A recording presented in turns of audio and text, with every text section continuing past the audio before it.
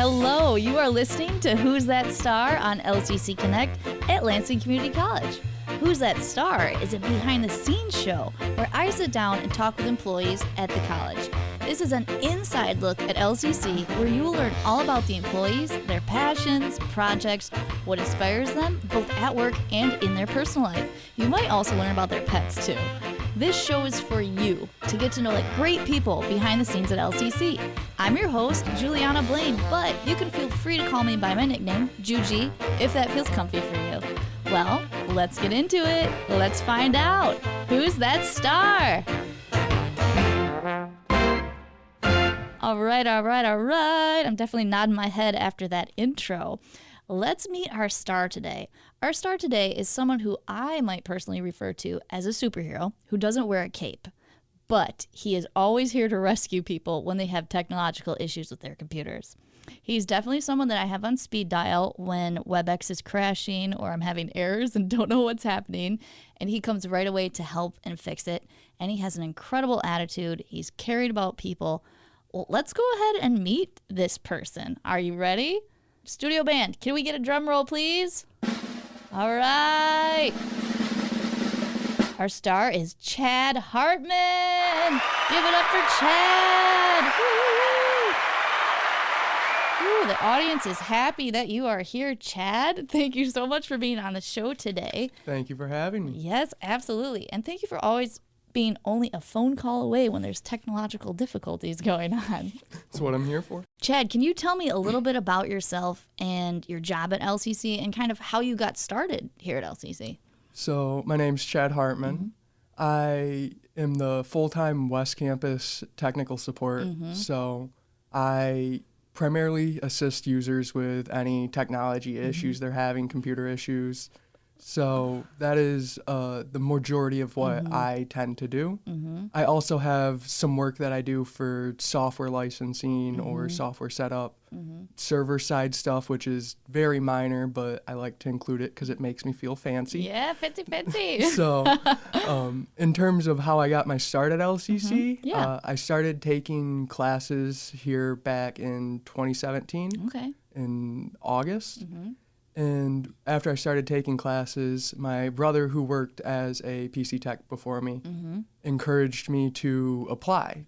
He thought I would do well, that I had the technical skills to be able to do the job. So I did, and I ended up getting hired in as a student employee here. Whoop. So that is the start. I love it. And yes, being on the other end, it looks like, when something pops up that I need help, like with a software subscription or something's not working, my go-to literally is I will be like, dial Chad's extension, be like, Chad, we're having some issues here. And he's like, don't worry about it. This is the time I can come down. And he comes down and just helps. And it's so helpful. Also, you help with onboarding all the time. When we have new employees, you'll get them set up on their computer. And honestly, having your personality and the kind and caring way and the way that you explain things is so nice, especially for people who are just new to LCC and that's their first intro, their first day, and you're, making technology a little nicer, a little easier, a little more approachable. So that's super helpful. I really enjoy that. But can you kind of tell me what was the transition from a student employee to part-time and then full-time, like you said? How was that for you? So as a student employee, your responsibilities are, you don't really have many responsibilities. You're more so encouraged to do what you can. So that's mainly, we have a ticket queue system where all of where users submit their issue and then we get it in a ticket queue.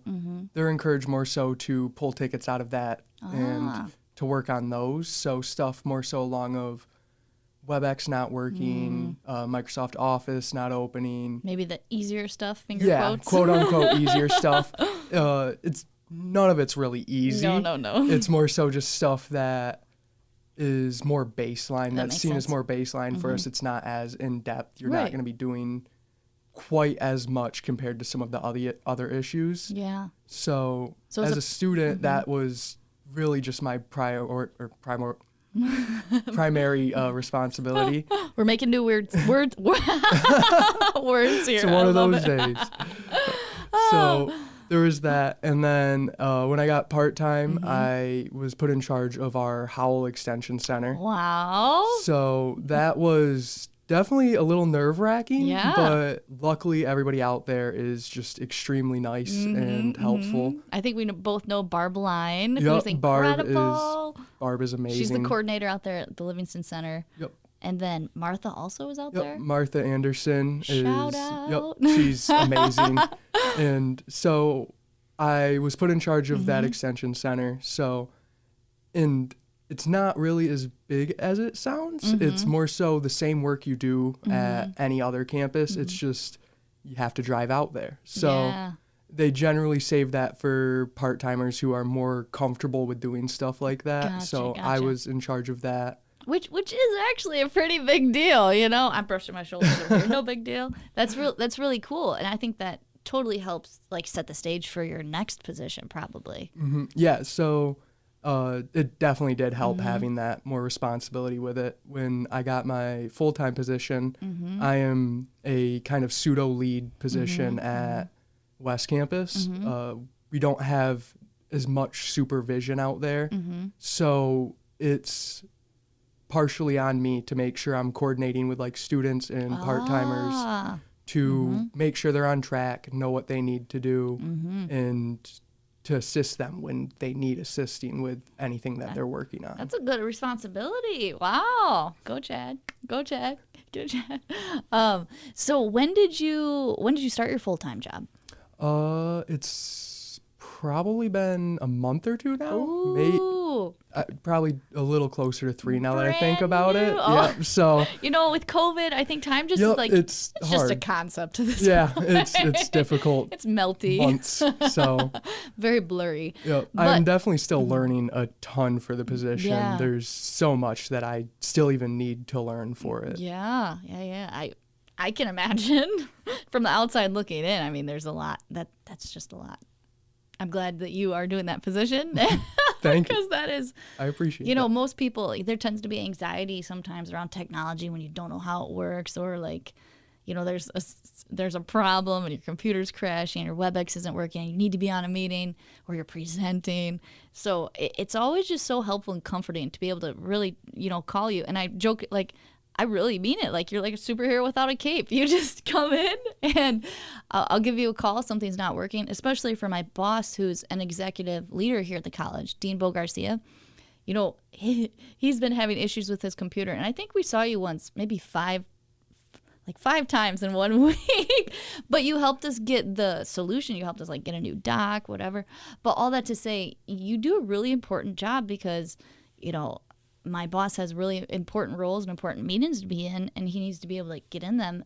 And, you know, you make it a lot easier, where sometimes I try to troubleshoot it a little bit, and I'm like, I just need to call Chad. It's I like, definitely appreciate the troubleshooting. So do a little prep work or do some Googling. But it's just a relief to know that someone will be there who knows what they're doing. Or, you know, if you don't know the issue, I always see you try. You're like, well, it could be this, let me just troubleshoot. So yeah, I'm just very thankful to have you. I'm always happy to help. Yeah, and I can tell that you really are. Like, whenever you pop down, you're, you don't. I want to say, like, you're smiling. You have a good attitude. You really just, and not that you have to always smile. I was almost hesitated to say that because, you know, obviously, but you're just very authentic and caring, and you do it in an approachable, kind way. It's not like, because with technology, again, it could be like a condescending feeling where you know a lot of things that other people don't know, but you share that information in a way that's easy to understand.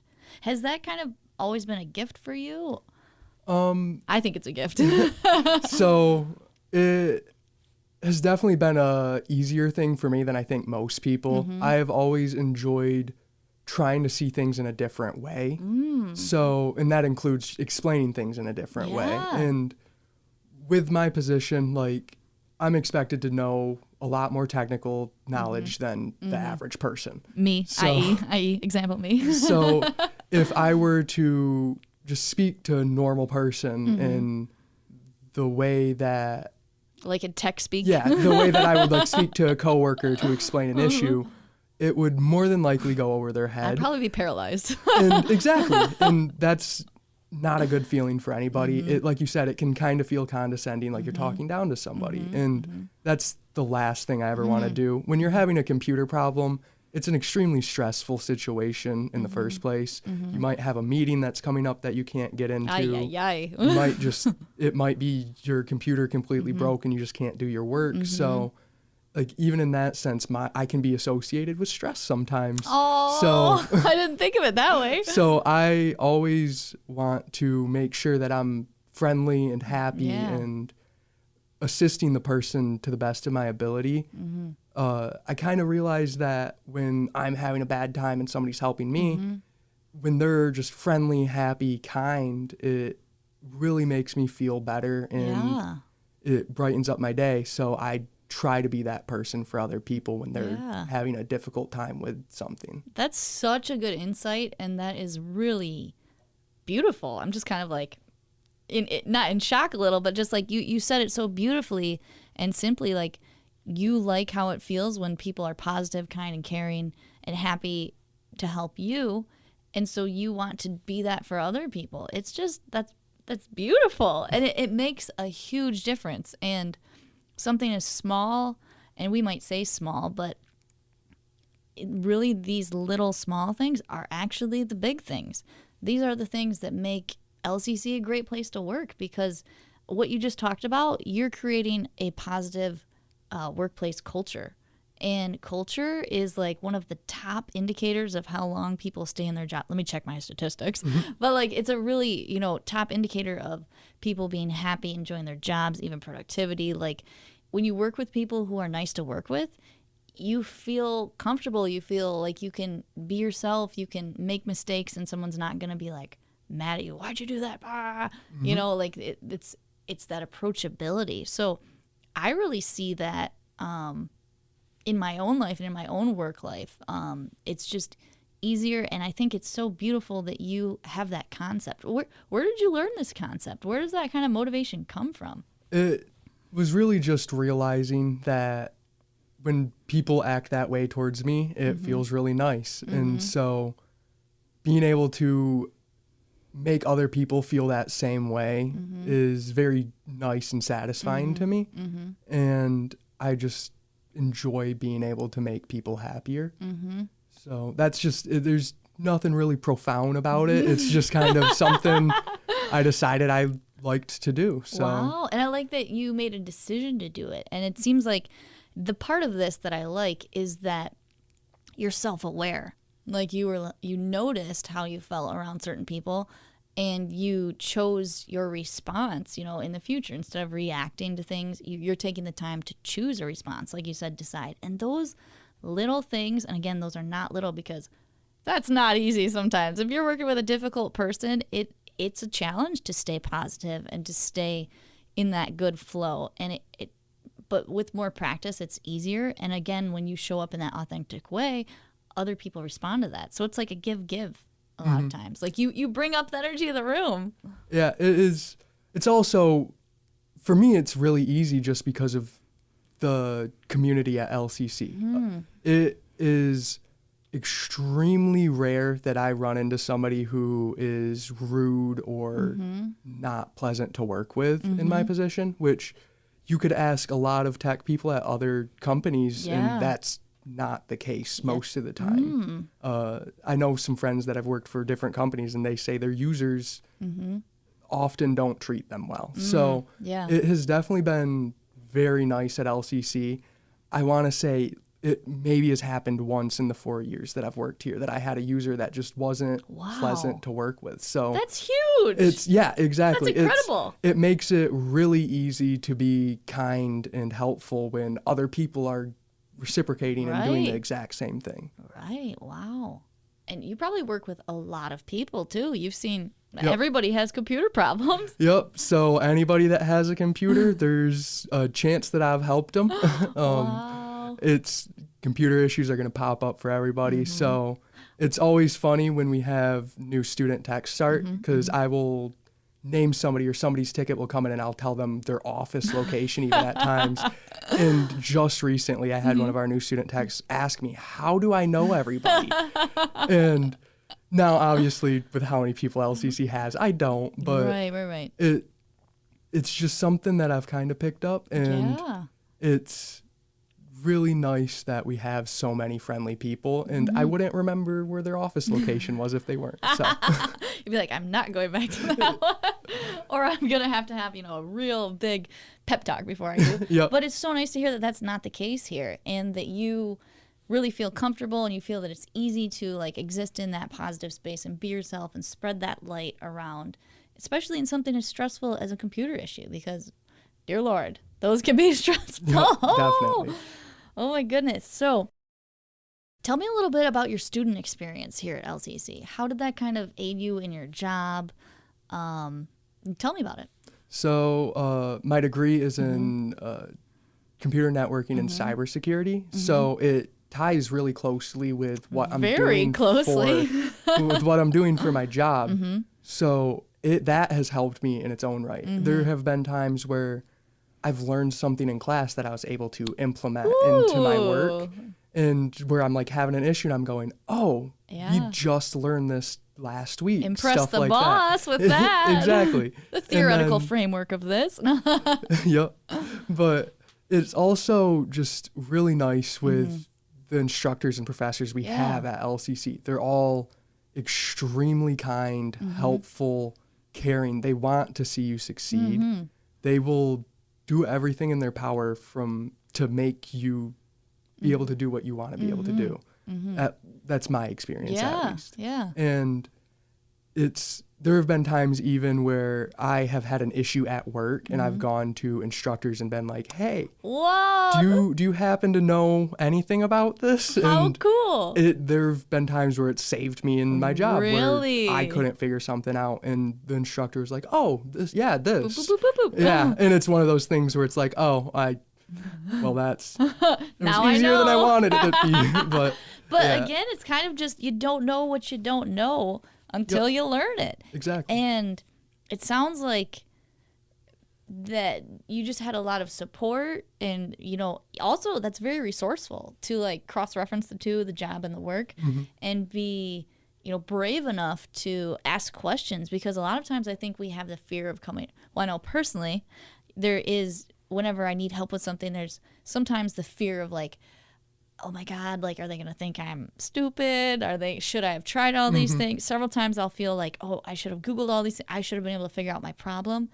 But it sounds like, you've learned to kind of just go forward. Even, I don't know if you face that or not, but it's like you've learned to like go be able to ask people for help, get resources in maybe some stressful situations. Yeah. No, I've definitely dealt with thinking I know more than I really do. And welcome to being human. Yeah, exactly.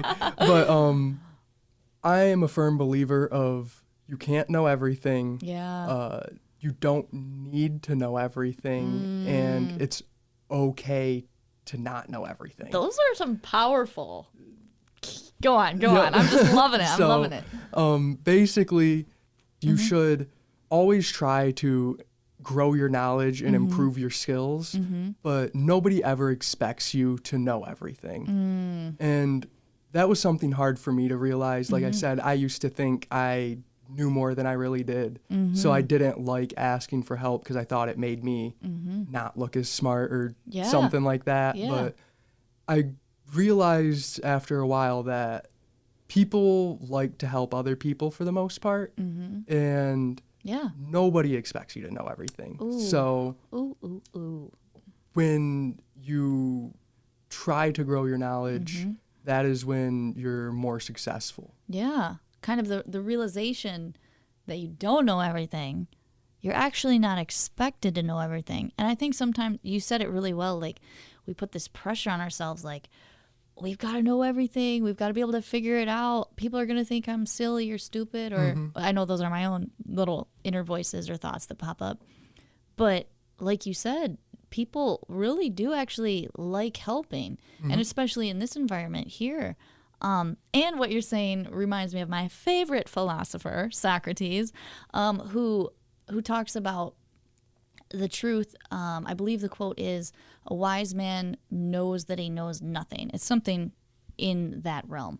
But the key concept is to recognize that you don't know it all.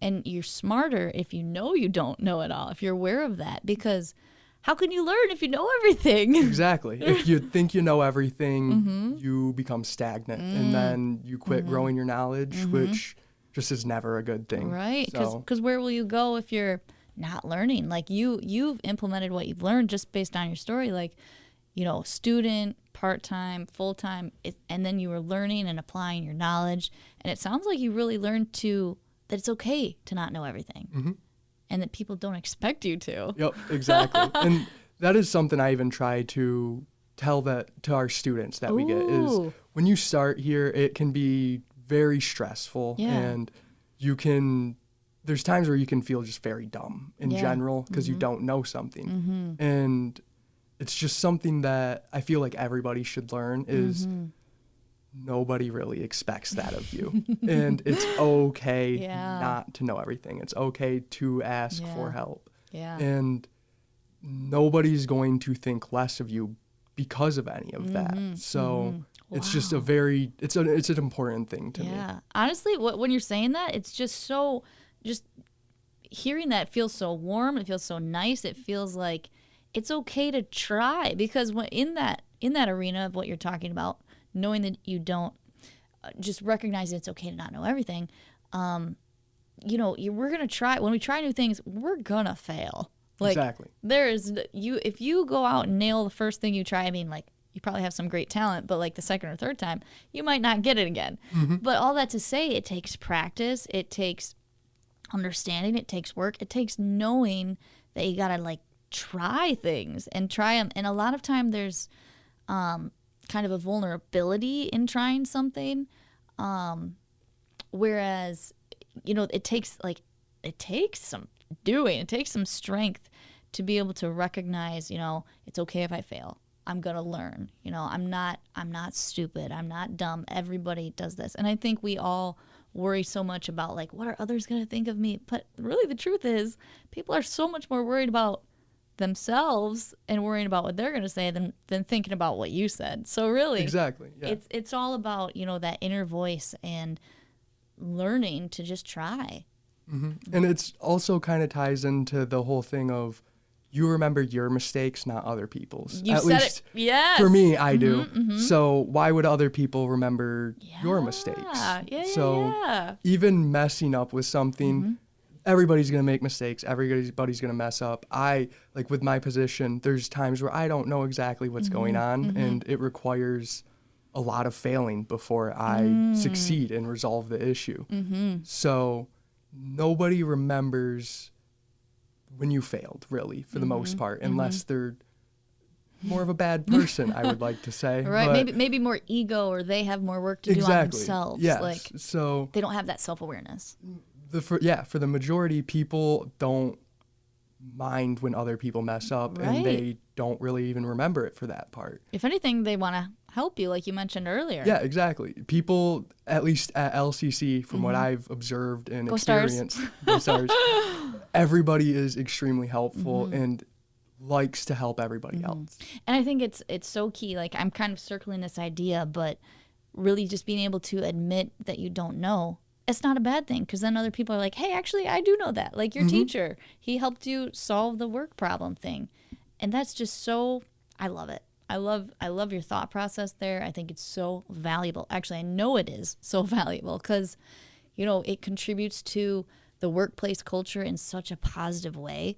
It makes it a nice place to work. You play a large role in that. Thank you. You're welcome. Great responsibility. Like a superhero. So I do want to ask you, what are some people that maybe you look up to, that inspire you, that motivate you? So in general, it's really just anybody that's trying their hardest.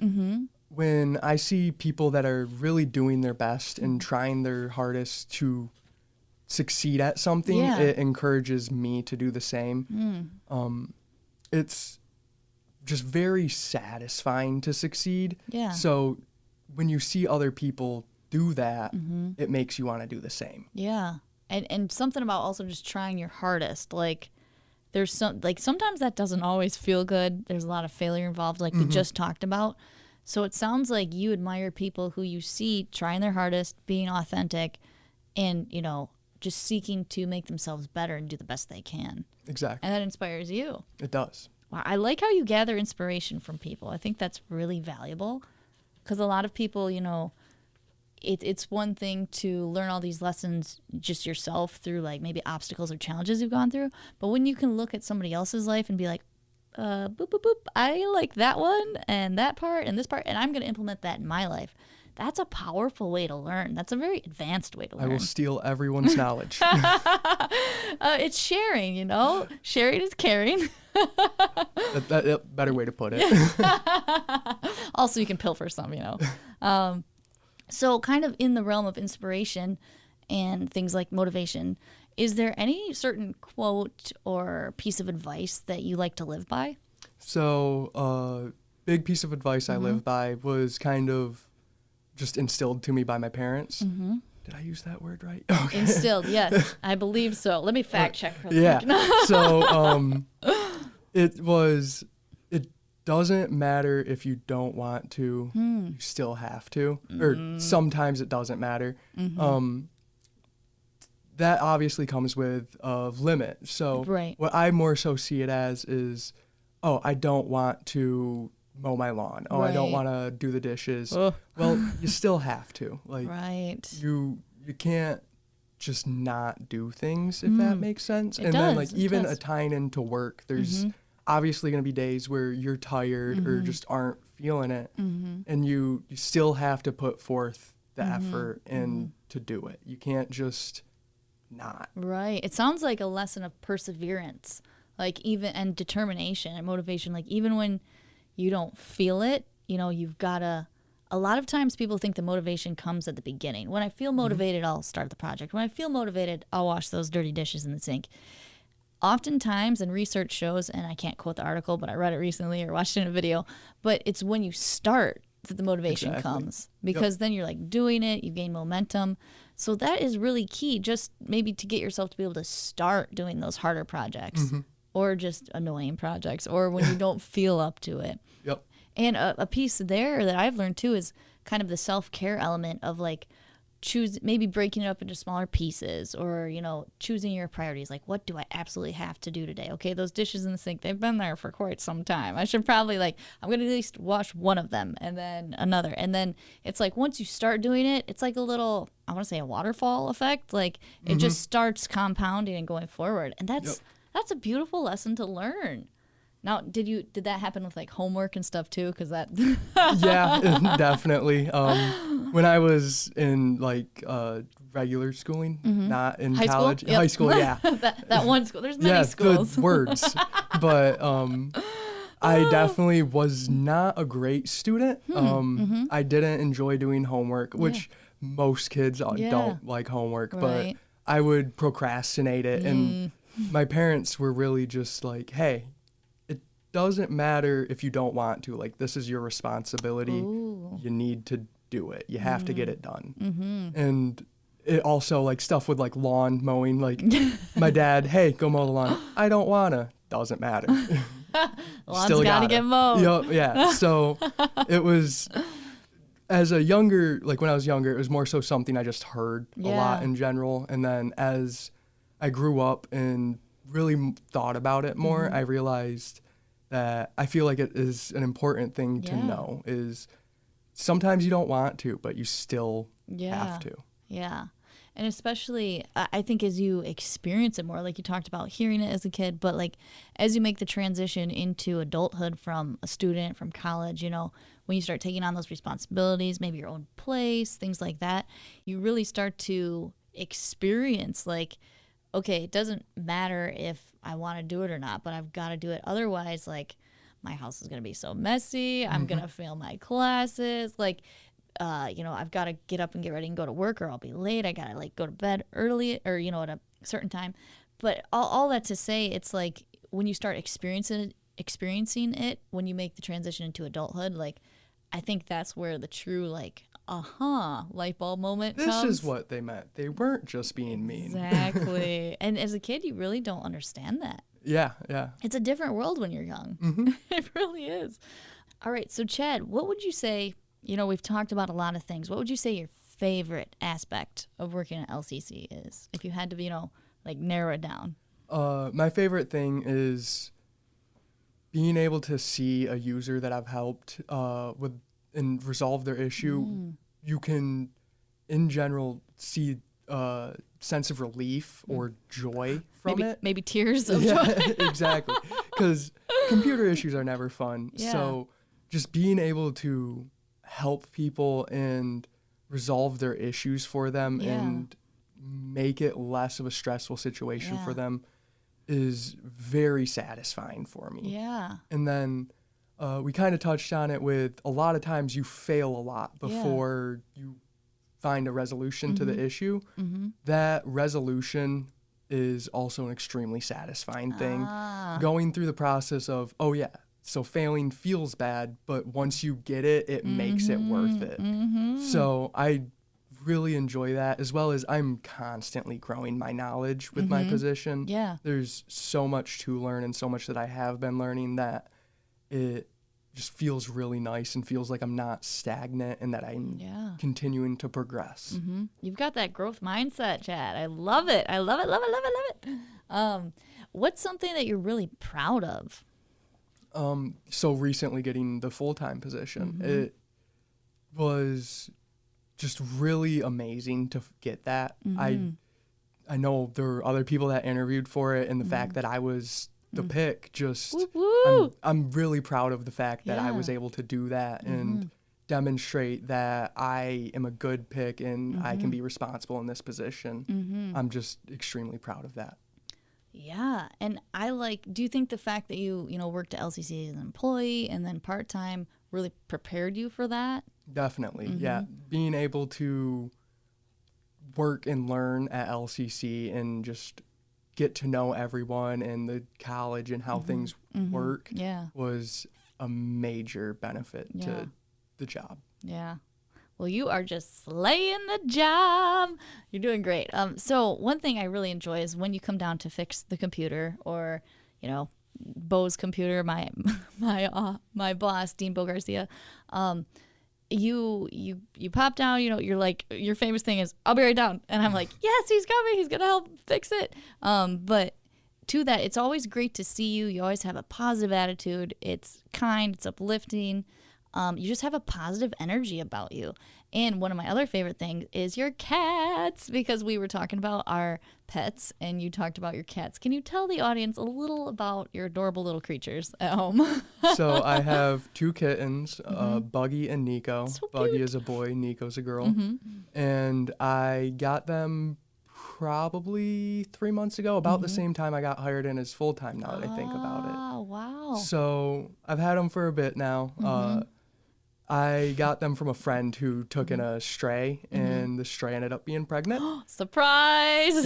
Funny little thing about it is they were expecting to only have 2 kittens. Yeah. It had 5. Oh, my goodness. So Is that why you have 2? Yep, yeah.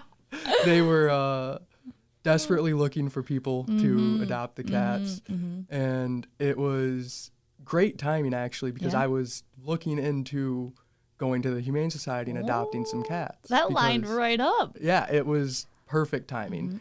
And it was just really great. The cats helped with my mental health immensely. Yeah. Like over the pandemic, being locked inside all the time. Yes. It really took a toll on just being alone and like not having the socialness to life. Yeah. And so having the little cute creatures around is just, exactly. and they'll cuddle or play with you, and it's just really heartwarming and makes it feel more homey. Yeah. And they're great. That's a really good point you just pointed out, that especially during COVID, like the mental health thing, because I think maybe everyone experienced a lot of that, and having a little pet at home, having, especially if you live alone, because I also live alone and I got a cat during the pandemic, seeing a trend here. It just helps because there's, you know, a little soul, little spirit there too, who like is playful, shares love with you. Like you said, makes it homey, makes it warm, you know. And my cat, I don't know about yours, but my cat's constantly like, like talking. I talk back to her. It's fairly hilarious. But they do not like being ignored. Especially when I'm in a WebEx meeting, my cat literally thinks it's fun to like dance on the keyboard. Yeah, that's kind of an annoying one in my opinion. My Buggy tried to unmute my mic and start my video during our business operations meeting yesterday. So that was an interesting one. Buggy had something to add to the meeting, everyone. Buggy wanted everybody to know. He wanted them to know. Well, Chad, as we wrap up this interview, I just want to thank you. I really do feel blessed, lucky that I get to work with a coworker like you because you do have such a positive spirit. It rubs off on everyone around you. And what I like about your, you know, attitude is that it's intentional. You know, I think that's a big thing because it's not like it just happens, you're in a good mood. It kind of goes with the, even if you don't feel like it, sometimes you've got to do things. Like, I see you just being a light here at LCC, and especially around something like as stressful as computer issues. It's just such a relief to be able to know that you and the entire team, but when you come down to fix the computer, that, you know, it's going to be easy, it's going to be chill, easy going. There's just quite a bit of relief in that, and it makes the whole office feel better. I think it really contributes to the workplace culture here at LCC, which we talked about is a really positive one. Mm-hmm. And that's something I really enjoy about LCC as well. Is when I interviewed here, I was just like, oh, it feels right. Yep. It feels right. It feels like there's good people. It's a good cause, and people really do care about each other. And you, Chad, really exemplify all these things. So thank you. Thank you. That means a lot. I mean it. And thank you for having me on today. Absolutely. It was a blast. I'm so glad to have you here. All right. Thank you, Chad. Well, that's a wrap for today. Thank you so much for listening to Who's That Star, the behind-the-scenes show, where I sit down and talk to the employees at Lansing Community College. We spent some time today with Chad Hartman, and I am personally inspired by his passion for helping others, being kind, and continually learning. We've gotten to know one of the great people behind the scenes at LCC. Again, I'm your host, Juliana Blaine. Feel free to call me Juji. I want to thank you so much for listening. Tune in next time, and together we can discover Who's That Star. You're listening to Who's That Star. You can listen to this show and others on demand at lccconnect.org. Have a great day.